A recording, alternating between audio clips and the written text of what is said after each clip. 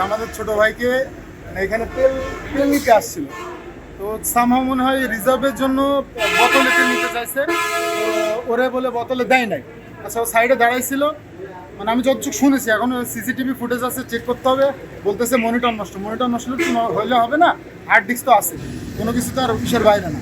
আর যাই হোক, ও হচ্ছে তেল নিতে আসছে, দেয় নাই। তো পাশে আর একজন আছে নাকি, মানে তাকে বোতলে তেল দিছে। এটা নিয়ে কথা কাটাকাটির মাধ্যমে নাকি হচ্ছে তার সাথে ঘাত প্রতিঘাতের একটা হয়েছে। এখন সব মানে আমরা সুষ্ঠু বিচার চাই, এবং পুলিশ সঠিকভাবে তদন্ত করে সিসিটিভি দেখে যারা এখানে সাসপেক্ট তাদেরকে যৌক্তিকভাবে বিচার করো, আইনের আওতায় আনা হোক। এটা আমাদের নিতে আসলে দেখি একটা মোটরসাইকেল নিয়ে বেরোয় যাওয়ার সাথে সাথে অফ আসে।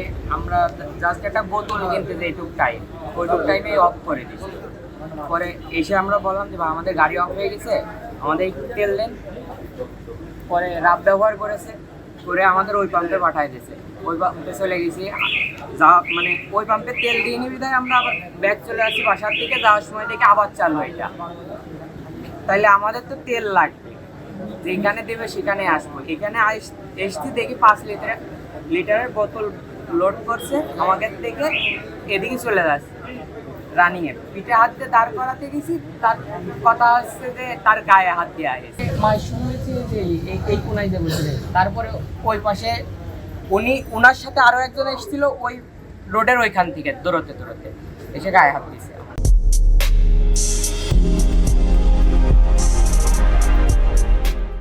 5 লিটার তেলের বোতলে স্টক করছিল, সেজন্য তেল দেয় না। আমরা পিছন থেকে বলি যে ভাই আমাদের তেল দেবেন না কেন, সেখানে ওরা হাতাহাতি করে তেল পাম্পের নামটা মনে নাই, মানে খেয়াল করি না আর কি।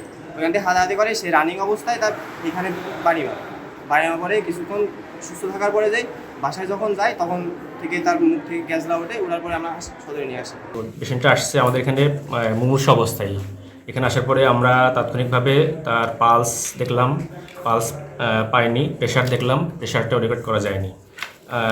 রেসপিরেশনটাও একটু সুদা থেকে বলুন। রেসপিরেশনটাও আমরা পাইনি, শ্বাস প্রশ্বাস। যেটা পরে ইসিজি করলাম, ইসিজিতে একটু ওয়েভ ছিল, এই জন্য আমরা তাৎক্ষণিকভাবে আমরা হচ্ছে রোগীকে এখান থেকে দ্রুত যে ম্যানেজমেন্টটা দেওয়া দরকার সেটা দিয়ে আমরা উপরে রোগীকে সার্জারি ওয়ার্ডে পাঠাই।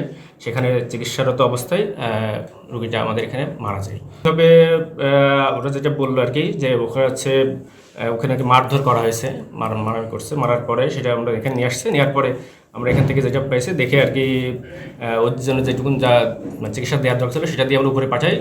পরে চিকিৎসারত অবস্থায় আমরা ওকে দিতে পারি। আঘাতের চিহ্ন আমরা কয়েকটা পাইছি, যেমন একটা কানের পিছনে একটু ফোলা দেখছি, মাথার পিছনে একটা ফোলা এরকম দেখছি। এটা হতে পারে এখন আঘাতের কারণে ভিতরে রক্তক্ষরণ হয়ে ওইটা মারা যেতে পারে। তেলের রেশনিং সিস্টেম চালু করা হয়েছে, তো মোটরসাইকেল যোগে তেল নিতে আসে এই পাম্পে। তো তখন পাম্পের যারা কর্মচারী ছিল তাদের সঙ্গে তাদের কথা কাটাকাটি হয়, এবং এক পর্যায়ে সেটা হাতাহাতির রূপ নেয়। পরবর্তীতে যে তেল নিতে এসেছিল সে হসপিটালে গিয়ে যায়, এবং সেখানে সে মৃত্যুবরণ করে। তো মৃত্যুর প্রকৃত কারণ ডাক্তারি পোস্টমর্টেম রিপোর্ট পাইলে জানা যাবে যে প্রকৃত কারণটা কি। আর এই টোটাল ঘটনাটা আমরা তদন্ত করে দেখছি আসলে প্রকৃতপক্ষে এখানে কী হয়েছিল।